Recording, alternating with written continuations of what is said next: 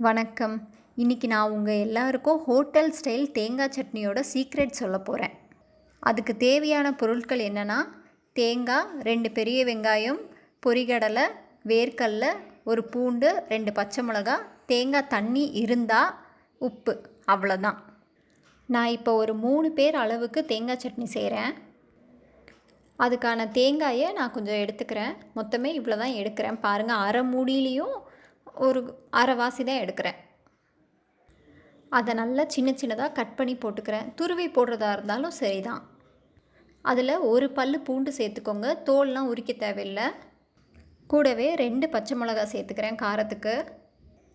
இப்போது பொரிகடலை சேர்க்குறோம். நான் மொத்தமே ஒரு கொஞ்சமாக இவ்வளோ தான், என் கைக்கே இவ்வளோ தான் இருக்குது, அதை சேர்த்துக்கிறேன். தேங்காயை விட பொரிகடலை கம்மியாக தான் இருக்கணும். இப்போது வேர்க்கடலை ஒரு 10 போல் வேர்க்கடலை சேர்த்துக்கிறேன். இதுதான் அந்த சீக்ரெட்டே. 2 பெரிய வெங்காயம் எடுத்துக்கோங்க. அதை ஃபஸ்ட்டு நல்லா தோலை சீவிட்டு அதில் லேயராக வரும்ல, அதில் அந்த ஃபஸ்ட்டு தோலை மட்டும் எடுத்துக்கோங்க. நான் மீடியம் சைஸான வெங்காயம் எடுத்திருக்கேன். ஒருவேளை நீங்கள் ரொம்ப பெரிய வெங்காயம் எடுக்கிறதா இருந்தால் ஒரே ஒரு வெங்காயமே போதும். அதோட மேல் தோலை மட்டும் எடுத்து யூஸ் பண்ணுங்கள். ஃபஸ்ட்டு லேயர் மட்டும்தான் போடணும். மீதி வெங்காயத்தை ஏதாவது வெங்காய சட்னிக்கோ இல்லைனா குழம்புக்கோ யூஸ் பண்ணிக்கோங்க. இப்போ கொஞ்சம் உப்பும் சேர்த்துக்கிறேன்.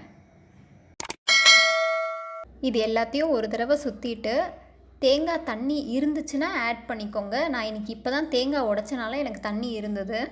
அப்படி இல்லைன்னா சாதா தண்ணியிலையே நீங்கள் அரைக்கலாம். நான் இருக்கிற தேங்காய் தண்ணி ஊற்றிட்டு மேலே எக்ஸ்ட்ராவாக கொஞ்சம் சாதாரண தண்ணியும் ஆட் பண்ணிட்டேன். இப்போ நல்லா கெட்டியாக அரைச்சி எடுத்துகிட்டு வந்துட்டோம். இப்போது தாளிக்கிறதுக்கு 1 டீஸ்பூன் நல்லெண்ணெய் ஊற்றிட்டு அதில் கடுகு, உளுந்து, ஒரே ஒரு சின்ன வெங்காயத்தை சின்ன சின்னதாக வெட்டி போட்டிருக்கேன், ஒரு சிகப்பு மிளகாய், கருவேப்பிலை போட்டு லாஸ்ட்டாக பெருங்காயம் போட்டு தாளித்து கொட்டிடணும். சூப்பரான ஹோட்டல் ஸ்டைல் தேங்காய் சட்னி ரெடி ஆயிடுச்சு.